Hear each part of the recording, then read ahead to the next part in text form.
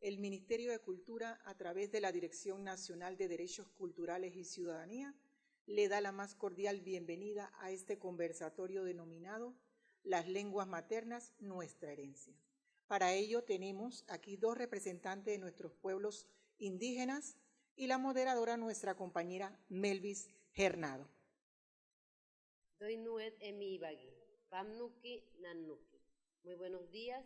Desde el Departamento de Pueblos Originarios y Afrodescendientes le damos la cordial bienvenida al conversatorio denominado El origen de las lenguas indígenas y su estado actual, en el marco de la conmemoración del Mes de los Pueblos Originarios, paralelo al Decenio Internacional de las Lenguas Indígenas, con el fin de llamar la atención sobre la grave pérdida de las lenguas indígenas y de igual manera con el objetivo de promover el conocimiento y el respeto de las expresiones culturales, de los saberes ancestrales, de las lenguas y las innovaciones culturales.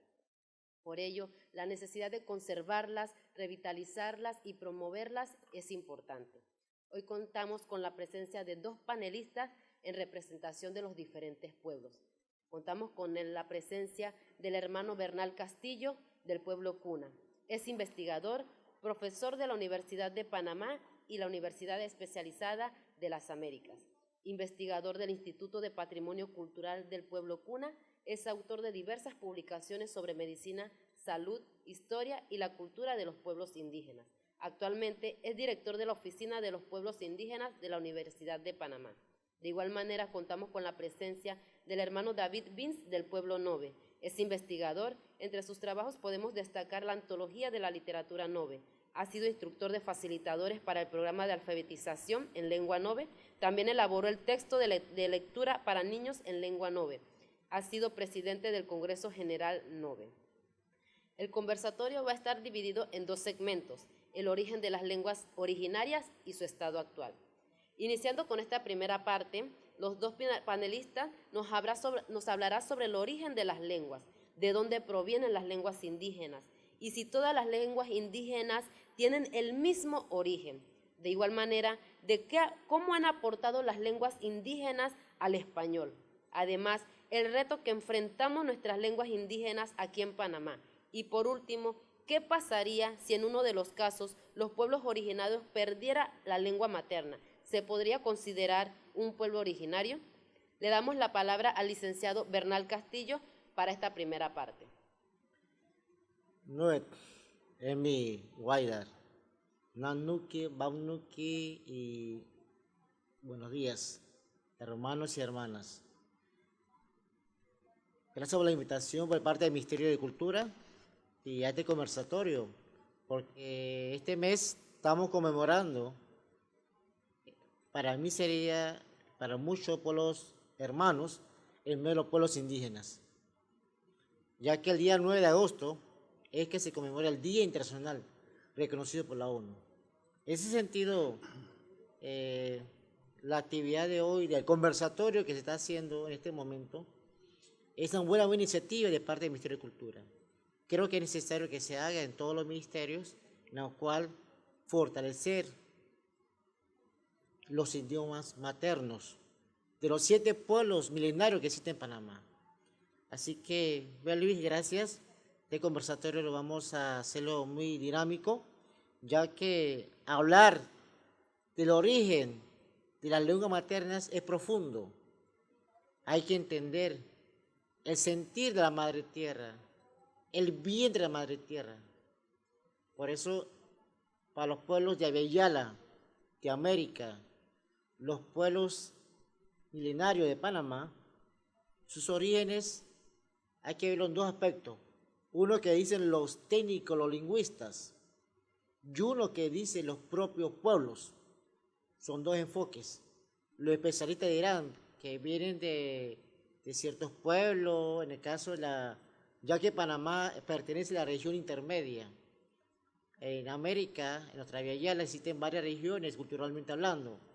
Aridoamérica, Oasis América, Mesoamérica, la región andina, pero Panamá está en la región intermedia. Y aquí por muchos, la parte lingüística dice que la lengua materna de la región intermedia son de la cuestión chicha. Pero lo importante ¿Qué dicen los propios pueblos? Es donde queremos llegar. ¿Qué dicen ellos mismos? Yo voy a enfocarme en la parte del pueblo cuna, porque hablar a nombre de los 7 pueblos, aquí está mi hermano David, que nos va a profundizar en la área 9 y el área Buglé. En el caso del pueblo cunadule, según nos dicen nuestros, o los cunaliler, o canagan, es decir, nuestros sabios, ellos nos dicen que el origen del idioma viene desde Naguana. Naguana sería la madre tierra. Es decir, porque esa relación que hay entre el ser humano y la madre tierra, Naguana, viene de Mogir. ¿Qué es Mogir? El viento, el cielo, ¿no? Mogir, todo lo que está allá arriba, las nubes, ese sería Mogir.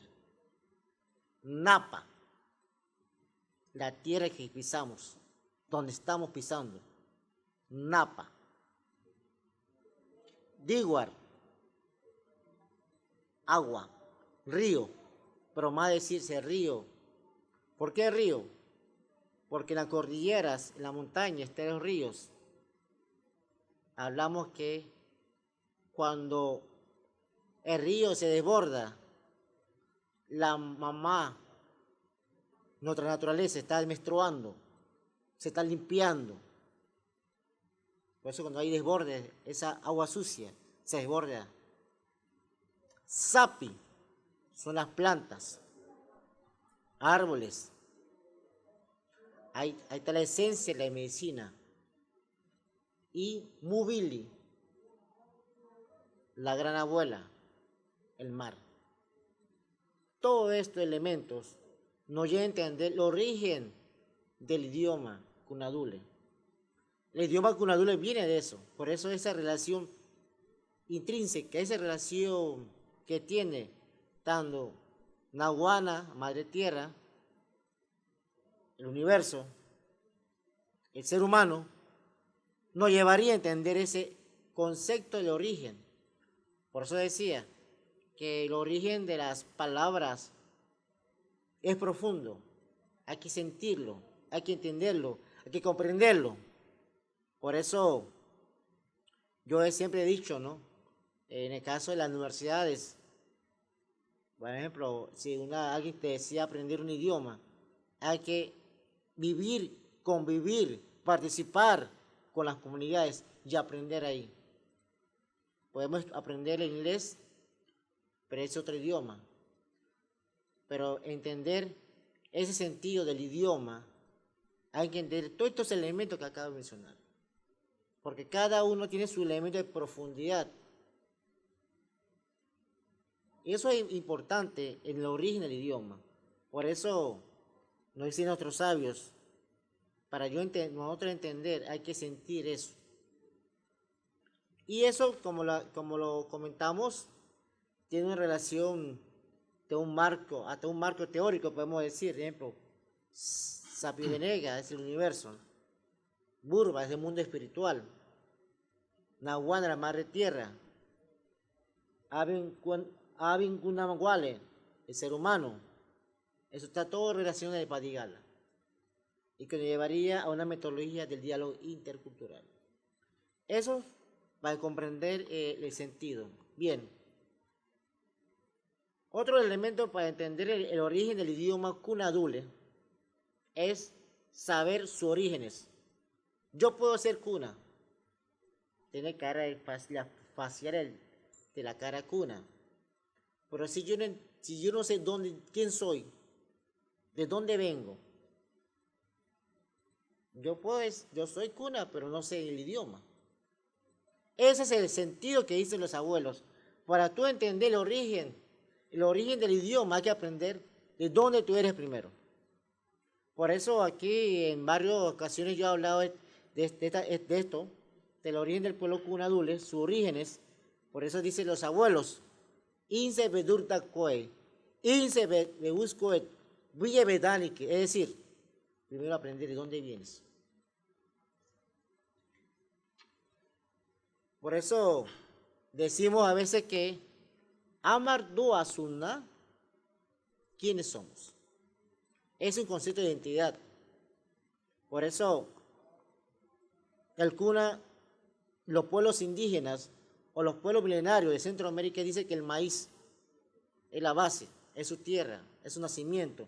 En el caso de los cunadures somos pueblo de la llanura. Neva, llanura. Y de ahí viene mucho, por ese motivo, el origen de las palabras no está ligado para otra cosa, está ligado siempre, ligado con la madre tierra. Ese es el fondo y entender las raíces, porque a veces un cerro, un río, tiene su significado. Y en Panamá hay riqueza y diversidad cultural. Y entonces, por decir del cuna, somos olo dule, olo kunki dule, olo, oro, kungi, profundidad, y viene la palabra dule, dula, madre tierra, vida, todos sus sentimientos. Las palabras no salen de la madre tierra, no se puede desviar, no se puede desligar todo eso. Por eso cuando decimos, por ejemplo, Petoa, ¿quién tú eres? O decir a alguien, por ejemplo, yo soy panameño, yo digo, am panameño dola, yo soy panameño. Juan cuna dula, cuna dule, y soy de Cunayala. O sea, todo está ligado, palabras, terminología, profundidades, ¿no? Por ejemplo, como decía aquí Melvis, el idioma en este momento estamos en un proceso de pérdida. Sí, estamos en un proceso de pérdida. Y ese proceso de pérdidas nos llevaría a que un pueblo desaparezca. Por ejemplo, en la década de los 70 y casi los 80 había el pueblo de Horaces. Está muy ligado, no está muy ligado con el pueblo Nove, pero Horaces se perdió ese pueblo. Se perdió el idioma, se supo que existió. Ahora, ¿qué vamos a hacer? Bueno, pero que los niños lean por un libro o una hoja. Ajá, existieron los changuenas, existieron los doraces, existieron tal pueblo. Entonces, aquí es donde viene de cómo fortalecer eso, cómo consolidar eso. Y eso se debe hacer a través de las entidades del gobierno, hasta los propios congresos indígenas. Fortalecer su idioma, fortalecer su lengua materna. Porque si no, nos llevaría a desaparecer. Y como dije, hay pueblos en Centroamérica que, por ejemplo, en Honduras, están ahí presentes, pero no saben hablar. No conocen su idioma. Por eso es importante que la juventud, lo que está más en la ciudad capital, que se han criado, entienda su profundidad de ese idioma. Los que están en los territorios indígenas también, que se mantengan. Entonces hay que buscar alternativas. Por ejemplo, que los Ministerio de Educación, hasta el Ministerio de Cultura, fortalecer estos conversatorios, fortalecer la forma de cómo consolidar los idiomas. Talleres, seminarios que se hagan, diplomados, para fortalecer, hasta las propias universidades estatales. Porque hay universidades en las cuales se da para educar un docente. Pero si el docente no conoce la realidad cultural, va a haber un choque cultural. Y eso es importante que el docente que va a trabajar en los territorios sepa algo del idioma. No que sepa un especialista, no. Sino conozca. Decir, hola, buenos días, por decir unas palabritas, yo quiero comer, algo por decir, cosas sencillas. Y yo creo que eso no se hace, en las universidades no se hace. Entonces, eso nos llevaría también a un peligro. A un peligro en la cual, aunque sabemos que en Panamá el idioma oficial es el castellano, el español. Por eso siempre he comentado en varias ocasiones que nuestra constitución del 72 parece puro parches. Puro parche, puro reformas. ¿Cuándo sería que en la cual, digamos, Panamá se habla de una nación, un país multicultural, intercultural? ¿Cuándo sería? Esperamos que algún día, espero que yo lo vea. o lo serán los niños, los nietos que vendrán a ver eso. Así que los gobiernos, ahí está la debilidad también del gobierno, de consolidar las lenguas maternas. El Ministerio de Educación también, existe la ley 88, que no se ha reglamentado, en la cual consolidar la lengua materna. Entonces hay que ser realistas. Eso nos está llevando a Panamá y por eso el origen del idioma está enfocado en eso. Consolidar nuestras raíces. Por eso hasta decir Panamá. ¿Qué significa Panamá? Banaba. Panamá significa Banaba. Siempre hemos leído por libros de que no, una aldeíta, que unos pescaditos, que unos árboles, pero la profundidad de dónde viene, Banaba. Y si vamos, por ejemplo, lástima que nosotros aquí tenemos un tablero, decía, pa, va, na, y pa, el ma, va, Banaba, Panamá. Hay un poquito de escolita, ¿no? Por eso es interesante porque ahí viene eso, entender que en la cual nosotros los panameños comprender la importancia de las lenguas maternas. Por ejemplo, en el caso cuna se ha modificado mucho, ¿no? Lo que es la lengua materna, ¿no? Que ha sido 18, hoy vamos a 15. Y una cosita ya casi para finalizar ya, la forma del habla del cuna dule, del dulegaya.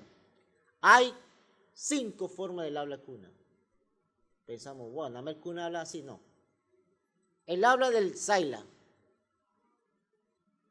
que está en la maca, en el caso del Congreso, el maquenega, es un lenguaje culto, metafórico.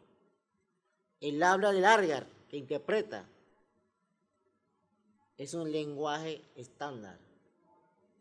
El habla, el canto del médico botánico, el inadulet, es un lenguaje técnico, muy técnico.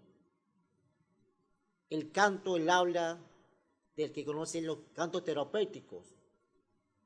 Por ejemplo, el muígar, caborígar, sardurígar, es decir, el canto del parto, el canto del cajiconjito, por decir, es un lenguaje muy técnico también.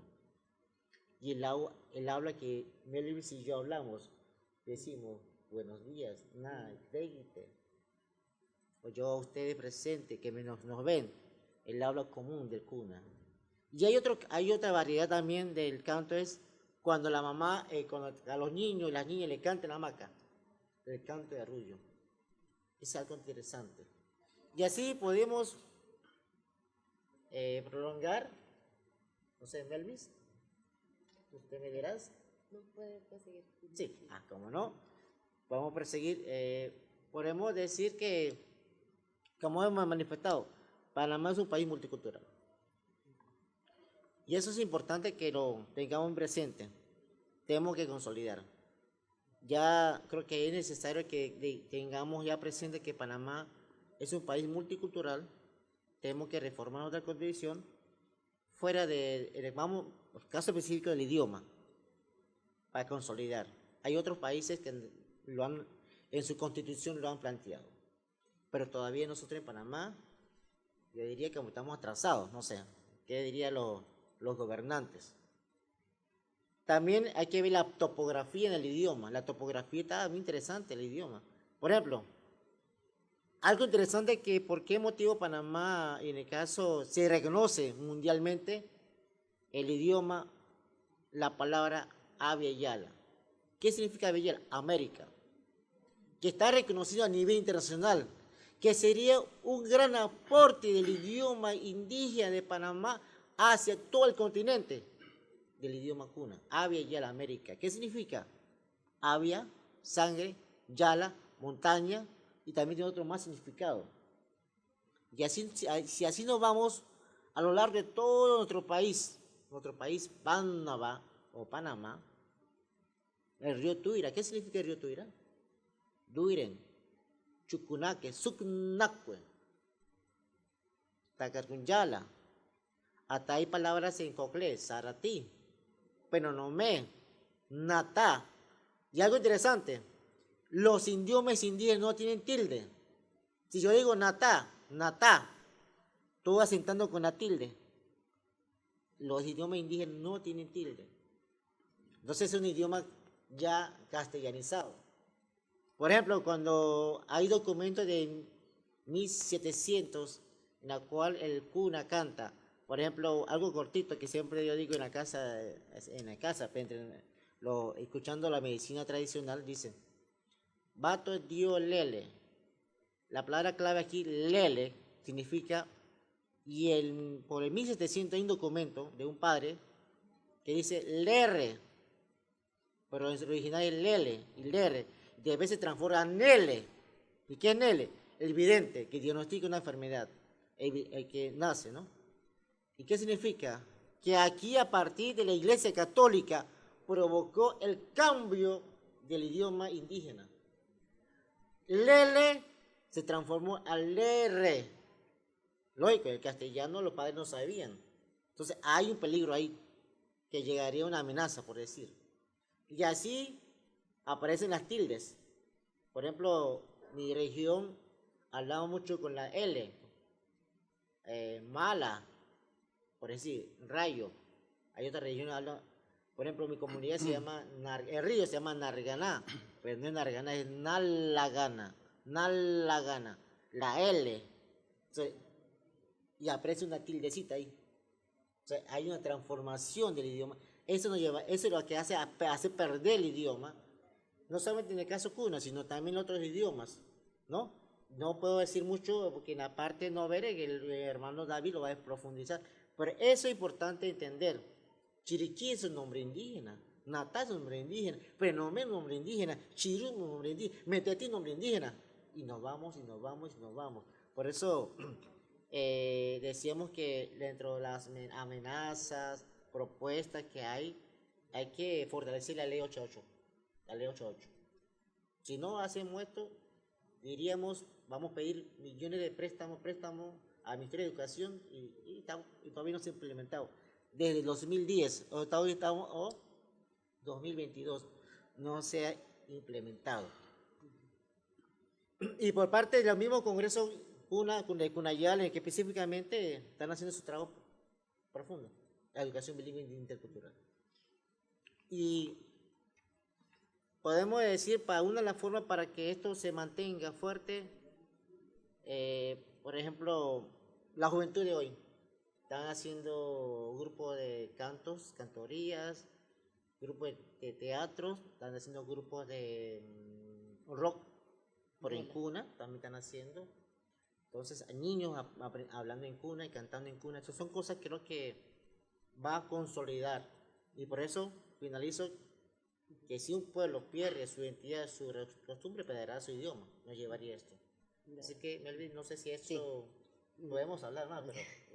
Sí, muchas gracias, señor Bernal. La verdad es que el tema del origen es muy extenso y muy importante. Gracias por brindarnos todos estos conocimientos. Bueno, en esta parte vamos a darle la palabra al señor David Vince del pueblo Nove y nos va a profundizar de igual manera sobre el origen del pueblo Nove, del idioma del pueblo Nove. Gracias. Kuindego Amrogo tremerire brare nunanga judate aune nunanga comarcate. Muy buenos días a los coordinadores de este programa. Como siempre he dicho, no pongo condición para participar en eventos como estos, porque para mí es un aporte a la situación de las comarcas indígenas. Y quiero agradecer pues, al Ministerio de Cultura por esta invitación a este conversatorio. El tema que vamos a tratar o que estamos tratando es sobre el origen de la lengua indígena.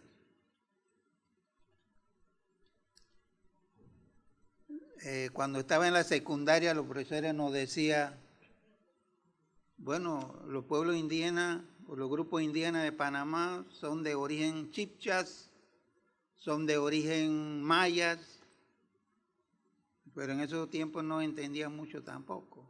Y todavía hoy, como no soy especialista en lingüista o antropólogo o otras carreras que tienen que ver con el crecimiento de los pueblos. Pero durante los últimos años ha habido investigaciones interesantes por personas conocedores, antropólogos y arqueólogos, lingüistas. Ellos coinciden en que los Ngove somos de origen chipchas. Y los lingüistas, según los estudios, reafirman que somos de origen chipchas porque los estudios que han hecho en relación a las lenguas, por ejemplo el de Tunebo o Kogi de Colombia, tienen fonéticas similares, ¿no? Por lo tanto, coinciden pues, que los Ngoves tenemos el origen en la cultura chipcha. Pero ahí yo quisiera agregar también, porque una ocasión estuve participando en un evento internacional en Colombia precisamente, en la ciudad de Florencia y en el departamento de Caquetá. En el acto cultural que se presentó, observé que presentaron danza igual o mejor conservado que nosotros los jóvenes. Me sorprendió igual. Lo que llamamos Hegi, lo que llamamos Toromié, igual. Por lo tanto, yo deduzco que tenemos nuestro origen en la cultura chipcha. Pero también hay que entender que en Panamá no solamente había una lengua, o 2 o 7 que quedan, no, aquí había 79 cacicascos, de los cuales ya mencionó el compañero alguno, Nata, Nomé, que no es Penonomé, sino Nomé, pero le agregaron por cuestiones de lingüistas. Nomé, Chirú, Chiriquí, 79 caciques, porque hablan de cacicasco. Y había una población, según los historiadores, 2 millones. Pero esos pueblos fueron exterminados, tristemente, en la historia, ¿no? Pero hubo dirigentes que lucharon, como lo fue Urracá. Así que también algunos indígenas cuentan que tuvimos influencia de los mayas que visitaron acá Panamá, el área de Chiriquí.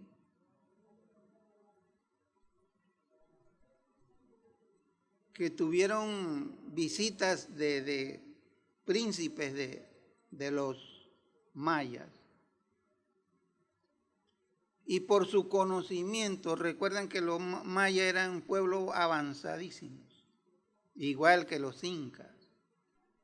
Entonces, él cuando llegó entre los Ngove, demostró mucho conocimiento y no querían que regresara a su pueblo. Y le ofrecieron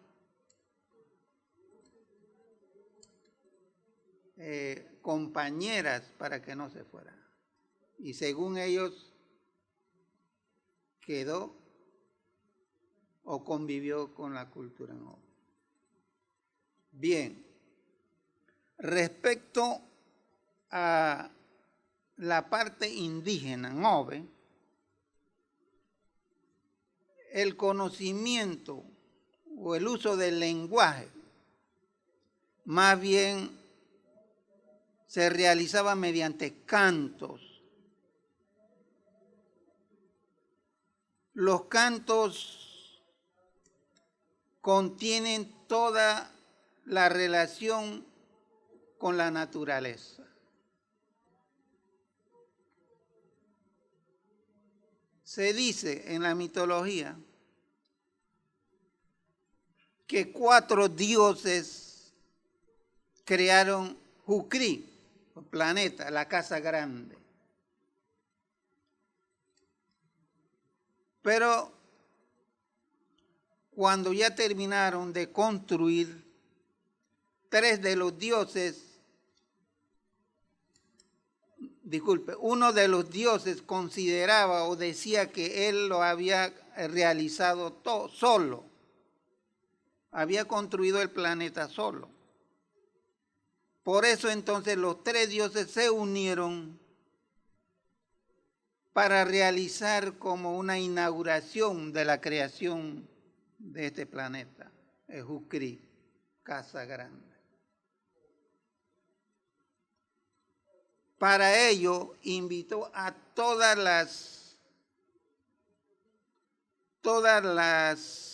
los animales, porque se decían o se dice en nuestra historia, en nuestros cantos, que son jefes de los tigres, jefe de las aves, jefe de diferentes naturalezas. Cada uno cantó. Eso fue una fiesta grande. En otras palabras, cantaron para referirse a cada especie mediante ese lenguaje. Ejemplo, cantó el águila, en donde manifiesta que él conoce todos los llanos, todas las montañas, los árboles y las diferentes formas de que él se alimenta, ríos que recorre. Pero eso está en ese canto. Entonces los cantores lo exterioriza en los eventos culturales, para que la juventud lo aprenda o se eduque para conservar esa cultura. Y así, por ejemplo, el tucán cantó, el tigre, la nutria que canta. La nutria canta sobre el fondo del mar, diferentes peces, todo lo que encuentra en el fondo del mar es lo que aparece en los cantos. De manera que cuando la persona, los jóvenes, tiene que comprender qué hay en el mar, qué hay en los ríos. Porque de acuerdo a esos cantos, entonces, el comportamiento de nosotros los mueve, ¿no? Cuando vamos a pescar, cuando vamos al mar, y sabemos qué hay o qué no hay a través de los cantos. Y así, esa fiesta, esa inauguración duró 8 días, 4 días o 4 noches. Esto es extenso, es casi como una Biblia de enseñanza. Pero hoy día, como estamos hablando, va desapareciendo o se va perdiendo todo ese conocimiento, lastimosamente. Bien, respecto a la situación actual del idioma. Si no existieran los idiomas, no existiera la humanidad.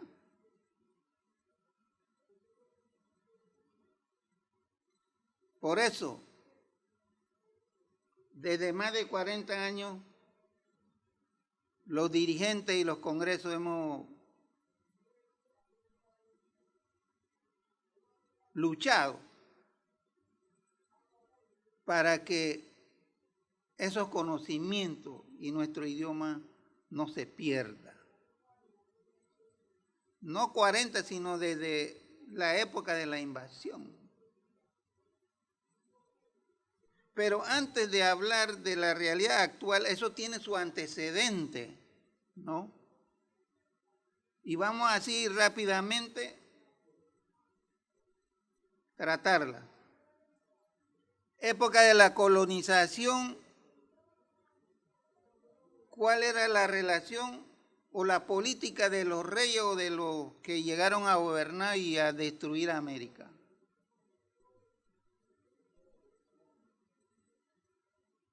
Como siempre se habla de Urracara, el que exterminó la cultura y las 79 cacicazgos básicamente fue Pedraria el Curel. Yo creo que ustedes conocen esa historia. Pero hubo una resistencia de parte de los caciques de las áreas montañosas, como fue Urracá, Escoria y otros. Gracias a ellos nosotros sobrevivimos. Pero la situación no ha mejorado tanto para nosotros los pueblos indígenas de aquí de Panamá y casi toda Latinoamérica. Posteriormente, en esa época también se consideraba la evangelización de los pueblos, ya posteriormente porque había tantos crímenes en América. Se habla de Bartolomé de las Casas, bueno, ya eso es historia.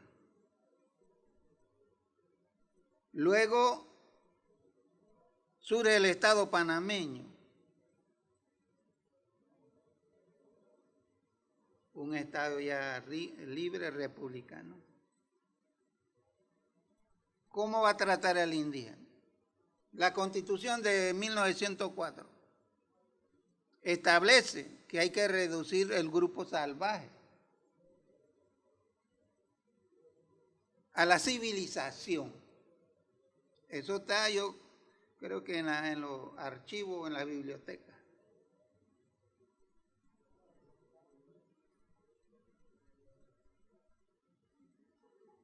O sea, no había una política de atención humana, sino de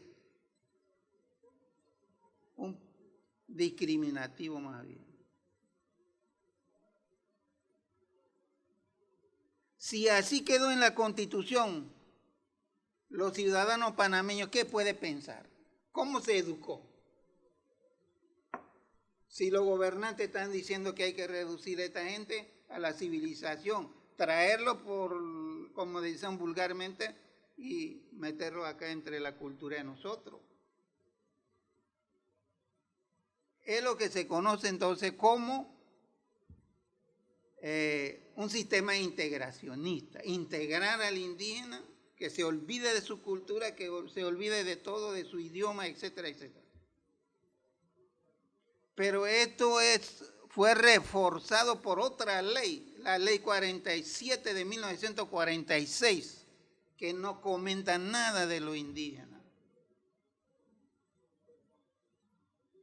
Los maestros que trabajaron en esos tiempos en las áreas indígenas prohibían a los niños, a las niñas vestir sus nahuas, sus usos de sus idiomas.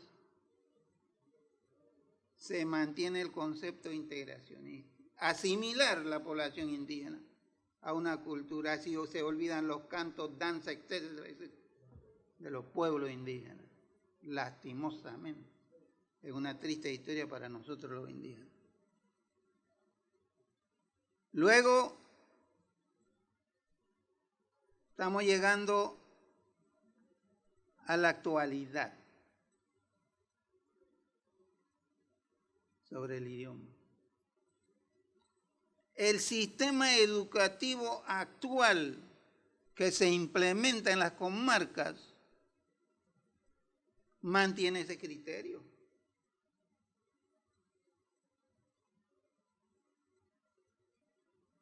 Mantiene esa concepción todavía. Si no fuera así, entonces ya los gobiernos hubieran definido políticas de atención conforme a la exigencia y a las leyes que ya existen. La Constitución de 1972 establece que el Estado reconoce los pueblos indígenas y creará instituciones para desarrollar las lenguas y las culturas indígenas. Estamos hablando de 1972. Hasta aquí, ¿cuántos años van? Luego los indígenas seguimos luchando.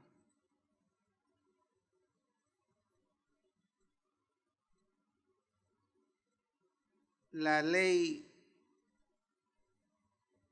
el proyecto de reforma educativa de 1972 por allá, planteó la necesidad de una atención más adecuada o conforme a las culturas indígenas. Pero esa reforma educativa fue derogada. Porque había un conflicto y los docentes del país realizaron una huelga de 2 meses para la derogación de esa ley.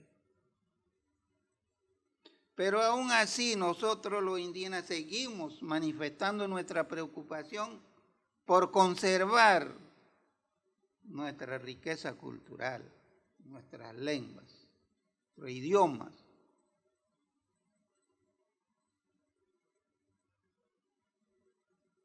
Pero más adelante se diseñaron programas, pero que a partir de ahí la derogación se mantiene la educación, que ya le expliqué cómo es. A raíz de esa huelga surge la comisión, la Coordinación Nacional de Educación. En esos tiempos, estamos hablando de 1900, después con el gobierno de Endara.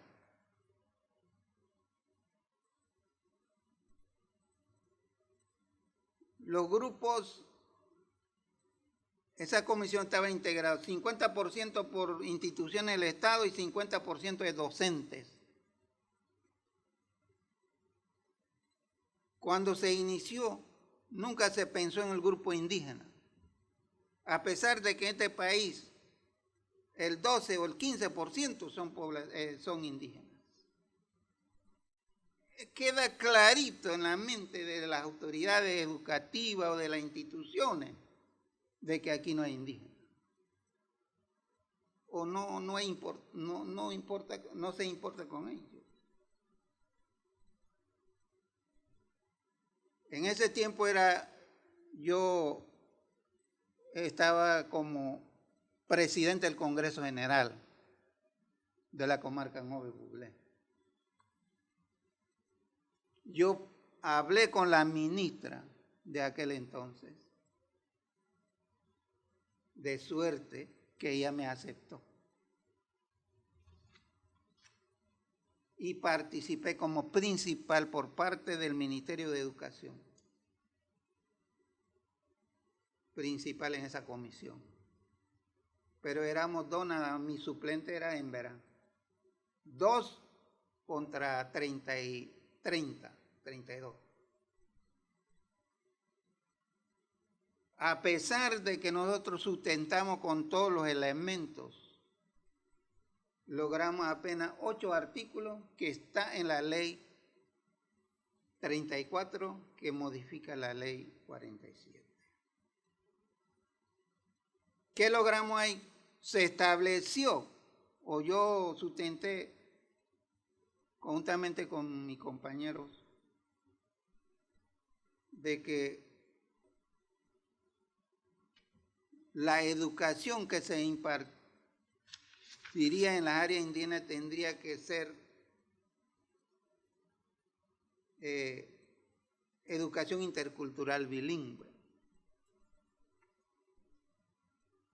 En todas las comunidades indígenas se debía enseñar a utilizar la lengua materna para la enseñanza. Que los elementos culturales en el currículum debía ser de la cultura indígena. Por supuesto, para rescatar las cosas que ya se está perdiendo o que se está perdiendo. Y así hemos luchado. Yo estando en el Ministerio de Educación, porque la mayor parte yo le dediqué a la educación de los pueblos indígenas. Capacitamos a docentes, formamos docentes, desarrollamos algunas investigaciones.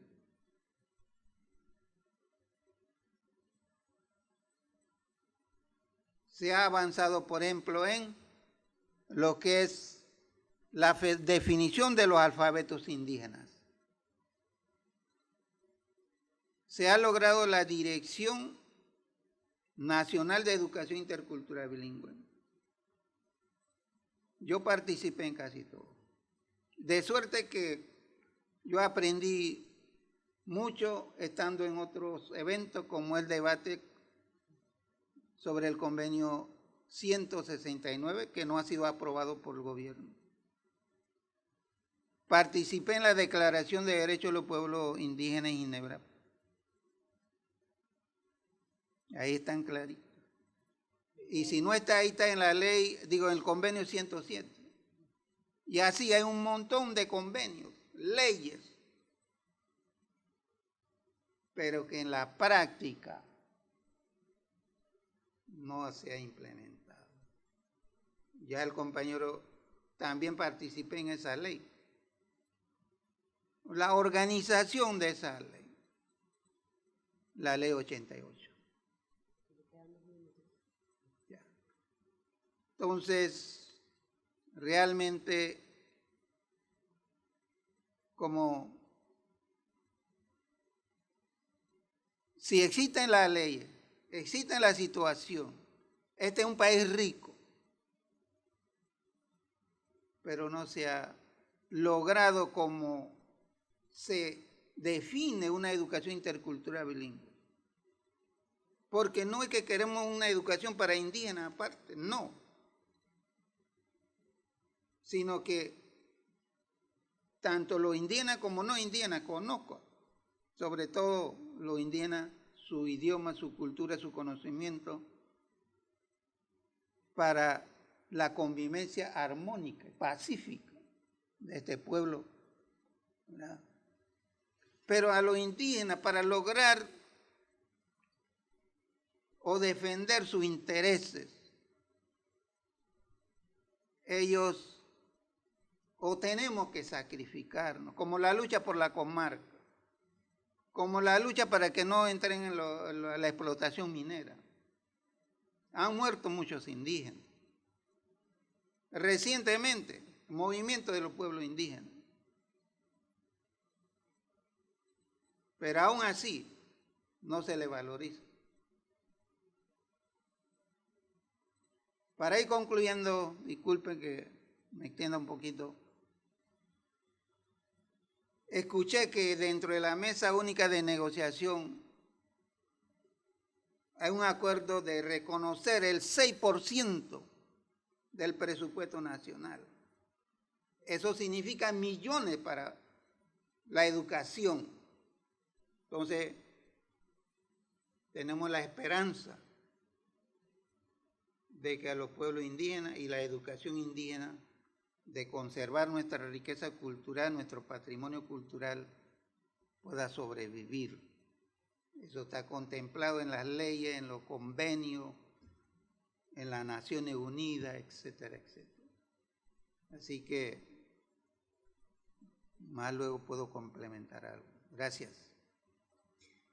Bueno, siguiendo con el conversatorio, seguidamente vamos a abordar el tema sobre el estado actual, cómo está la situación actual de las lenguas indígenas, además de considerar usted de que si hay alguna lengua indígena en este tiempo que está a punto de desaparecer, y también de igual manera a qué atribuyen estas pérdidas de las lenguas, cuáles son los factores que han incidido en esta pérdida de la lengua materna y qué acciones se han tomado ustedes como pueblo pues para rescatar y preservar el legado de la lengua indígena. Voy a pasarle la palabra al licenciado Bernal Castillo. ¿Cómo no? Perfecto. Es decir, como mencionamos anteriormente, que la parte de la lengua está en un proceso de pérdida. Lo mencioné, voy a recalcarlo otra vez por una forma un poquito más profunda. Podemos decir que actualmente las lenguas maternas en los 7 pueblos indígenas y los 12 territorios de Panamá indígenas, estamos en una cuestión de la pérdida. ¿Qué pueblo ahorita que está en peligro actualmente? Por ahora no hay. No hay en sentido que están ahí. Si vamos a hacer un ejemplo concreto. Si decimos que la pérdida del idioma cuna se está perdiendo, es cuando vamos a decir que las estructuras, que son los congresos culturales, específicamente los congresos culturales, en los cuales se habla y se canta. A través del canto está la historia. A través del canto está la historia, la cultura, la medicina. Si un joven, no aprende esa medicina o esos cantos, podemos decir que ya está en peligro, pero todavía se mantiene. Y uno de los pueblos que podemos decir que podía hacerse, ese pueblo Bribri, pero siempre y cuando esa relación con los hermanos de Talamanca, que todos son hermanos, repito, para los pueblos indígenas no existen fronteras. Las fronteras las crearon los estados nacionales. Por eso hay cunas en Colombia, hay pueblos en Vera, Huaunan en Colombia, hay pueblos más nove en Costa Rica, hay pueblos nazo en Costa Rica, Bribri, pero mayor cantidad de hermanos Bribri está en lado Tico. Entonces lo que aquí hay en Panamá es los hermanos de Bribri tienen que consolidarse, emanarse, comunicarse para consolidar. Y eso se mantiene. Entonces ahí podemos decir, pero que se está perdiendo no tanto. Ellos tienen que consolidar. Y está ahí la estructura. Por eso existe una estructura de los 12 territorios, los 12 congresos, consejos, y en el caso del pueblo Bribri se mantiene. Entonces eso es importante. Bien, entonces en ese sentido, podemos decir que para que poco a poco un pueblo pierda, así como mencioné, ¿no? El pueblo de Horace se perdió no hace mucho. Vamos que desde este siglo XX se perdió la cultura, el idioma. Pero hoy, ¿cómo buscamos una alternativa? Está en nosotros mismos. Están los congresos. Una alternativa para mantener ese idioma está en los propios congresos. Los estados o los gobiernos específicos deben de apoyar. Si no hay apoyo de ellos, eso sí vamos a decir que está en peligro de la pérdida. Pero son nosotros mismos que tenemos que mantener ese idioma. Y las autoridades tradicionales. Por eso una alternativa que está haciendo el Congreso CUNA, de Cunayala específicamente, y también con otros congresos, es la creación de radio comunitario. Ahí a través de la radio comunitaria tú puedes divulgar el idioma, otros elementos. Otro es implementar su propia educación bilingüe intercultural propiamente. Por eso en el Congreso de Cunayala específicamente, y ahora con el Congreso de Manungani también se crearon los congresos culturales. Ahí lo que dice la Secretaría de Educación y Cultura, en la cual se debe Pero una limitante es la parte de los fondos, ¿no? Es una limitante que está pasando. Y entonces, por eso recalqué dos cosas. Si la ley 88 no se está creada en 2010, si no se reglamenta, si no se implementa, para mí, decir que se ha implementado una educación intercultural bilingüe en Panamá, para mí nunca se ha implementado. Está en papel, está ahí un plan nacional, está en papel. Lo que se ha implementado, el de fondo, no, para mí no. Puede que me equivoque. Los que me escuchen dirán, no, pero por ser está equivocado. Yo diría que no se ha implementado, de fondo. Si la ley, la base de la ley 88 no se ha reglamentado, ¿cómo vamos a hacer eso? Por eso el Congreso Cunayere implementó su propia educación bilingüe. Nan, Carbur, Bodule, Igar, que se llamaría eso. El rescate de la madre tierra, de los huesos de la madre tierra. Y otro elemento para finalizar esta parte, este gobierno creó la Universidad Indígena. Lo he comentado en varias ocasiones. Se crearon licenciaturas, pero no existe en el pensum académico una licenciatura de fortalecer el idioma. Como dice mi hermano Nobel, no hay. No hay un pensum en la liga que vamos a fortalecer. Está tema de turismo, está tema de otros temas de EIB, pero EIB en un sentido muy macro. Pero algo de fortalecer el idioma es otra cosa. La EIB es macro, educativo, pero está insertado el idioma, cierto, pero fortalecer, porque existe en Panamá un modelo de la Universidad de Udelas, que existe la licenciatura de educación bilingüe, de bilingüe intercultural, pero no está el tema de las lenguas. Se debe crear. Por ejemplo, la Universidad de Panamá, por eso también la universidad debe mantenerse ligado. La Universidad de Panamá, a través de la Escuela de Español, está abriendo un curso de literatura panameña.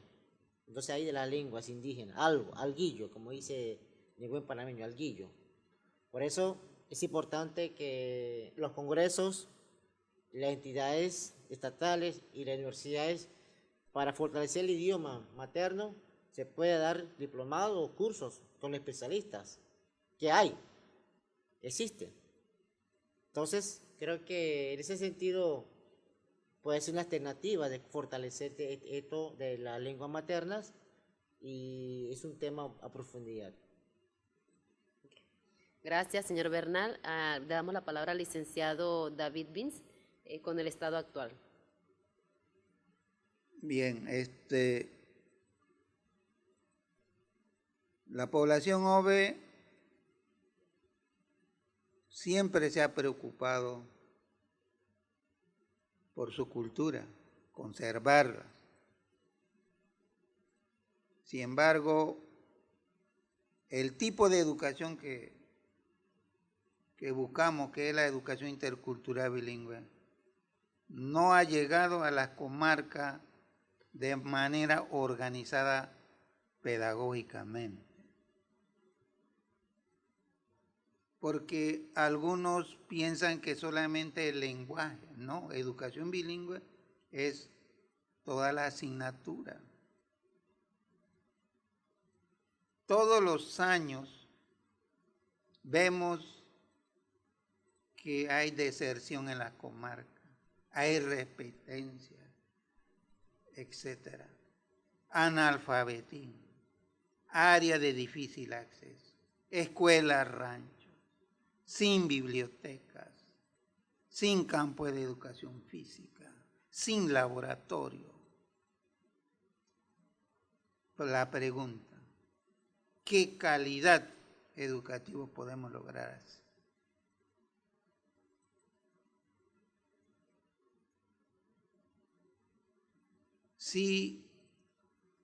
Si la educación intercultural bilingüe se organiza como ya planteé, organizada con docentes preparados en ese aspecto, en ese tema de la educación, ese tipo, ese modelo, esa metodología, quizá podemos lograr rescatar algunas cosas de la cultura. En la escuela, hoy día algunas escuelas están haciendo danza usando uniformes con identificación de las nahuas de la cultura Ngöbe. Pero la gran mayoría no practican. Si en una comarca, no sé si ahora estará lleno de materiales didácticos, pero no hay materiales didácticos, los maestros, muchos van de acá de las ciudades de Colón, Chiriquí. Algunos trabajan bien, otros no. Hay mucho ausentismo en la comarca. ¿Qué resultado se puede esperar? Por lo tanto, como dije antes, la esperanza está en que se considere la cultura indígena y la educación indígena en base al presupuesto que se está negociando, porque los indígenas también han aportado en esa lucha. Y de mala suerte que casi matan a uno de ellos. No sé cómo sigue, pero yo felicito a mi pueblo por esa lucha, porque esa es la forma como nosotros podemos lograr, mediante sacrificio.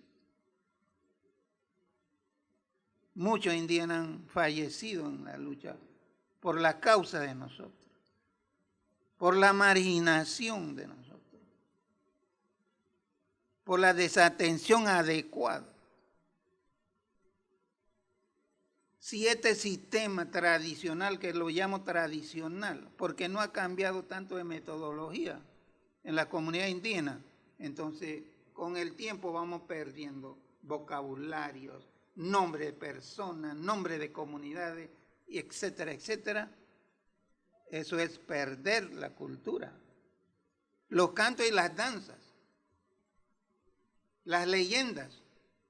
Pregunto a los docentes que trabajan en la comarca, ¿se han preocupado para aprender cantos, sobre todo leyendas, costumbres que son positivas en la comarca?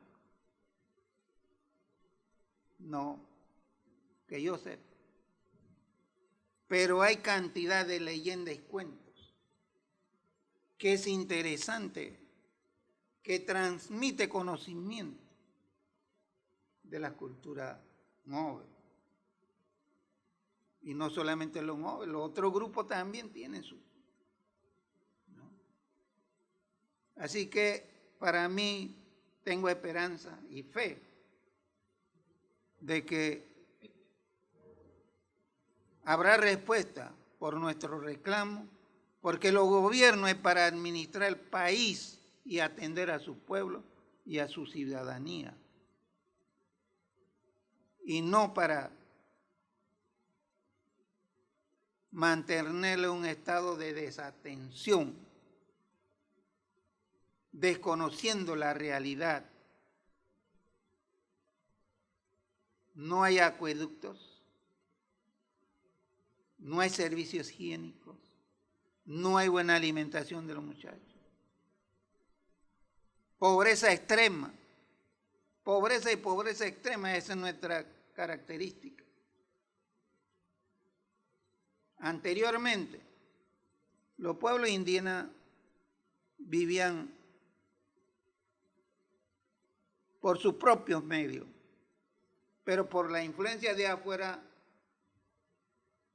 no hay trabajo.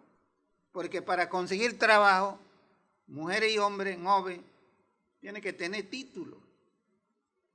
Pero en la comarca no hay colegio técnico, politécnico, por ejemplo, que tanto se requiere. Cuando se va a construir un colegio o una escuela o alguna actividad en la comarca, van gente de afuera que no son indígenas. Entonces, ¿qué le estamos ofreciendo a los indígenas, a los Ngöbe? ¿Para qué servimos? para cosechar café, cebolla, etcétera, etcétera, en Río Sereno, Boquete y hasta en Costa Rica. Muchos se han ido a Costa Rica para sobrevivir. Todavía estamos en una época difícil, a pesar de las leyes y los convenios.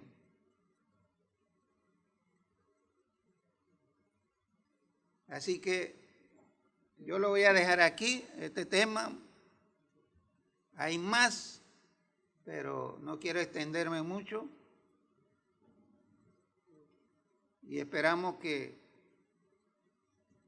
este aporte sirva a algunos. Muchos indígenas hoy día están tratando de enseñar la lengua Ngove, el alfabeto, por lo cual felicito a ellos.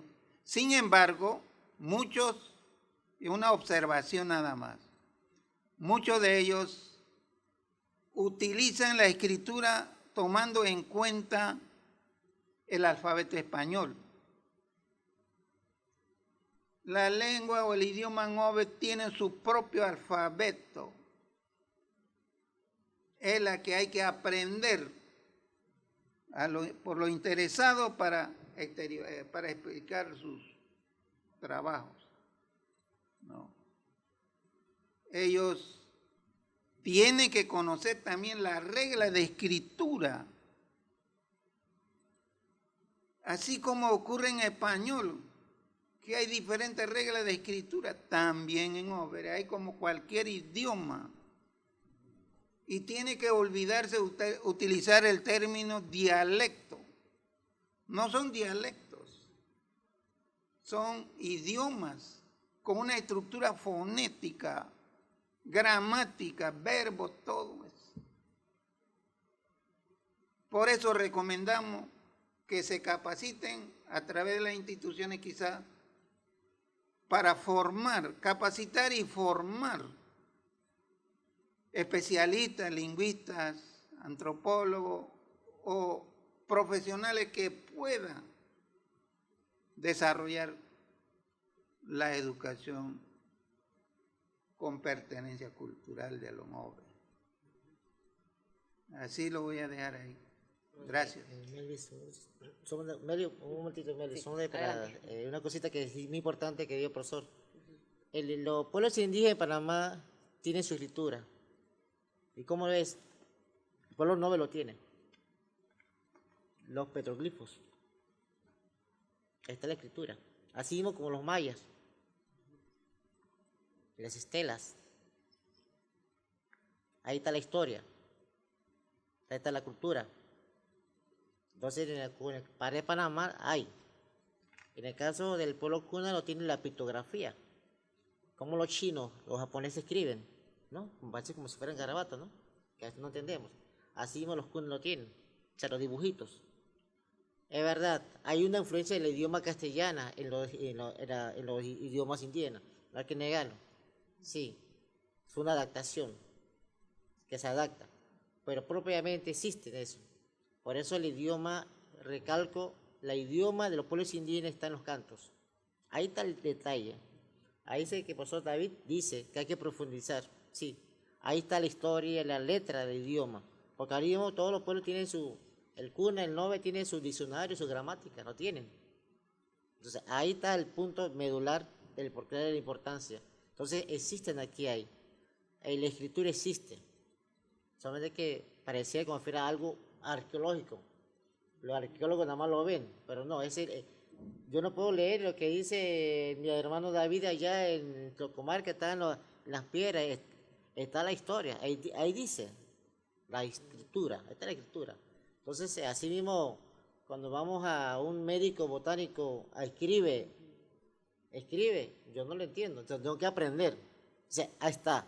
Esas son las escrituras netamente originales de los pueblos indígenas de Panamá. Exactamente. Así que nada más quería comentar eso, sí, porque me acordé de eso. Y es importante tomar en cuenta que existe nuestro propio idioma y escritura aquí, netamente. Noel. Ok, muchas gracias a los dos panelistas. Bueno, agradeciendo por parte del Ministerio de la Cultura por los aportes, por instruirnos, y realmente muy importante este tema del idioma, que es sumamente importante para la juventud, para la niñez que viene creciendo, ya que necesitamos pues revitalizar, promover estas actividades, como lo decían los compañeros, desde los ministerios, tomar en cuenta estas participaciones de los pueblos indígenas, ya que tenemos una lucha muy fuerte, una fuerte parte de cómo poder promover esta parte de los idiomas, de nuestra cultura, de nuestros saberes ancestrales. Así que muy agradecida por parte del Ministerio de la Cultura y bueno, agradecida con los dos panelistas del pueblo Kuna y del pueblo Nove. Muchas gracias.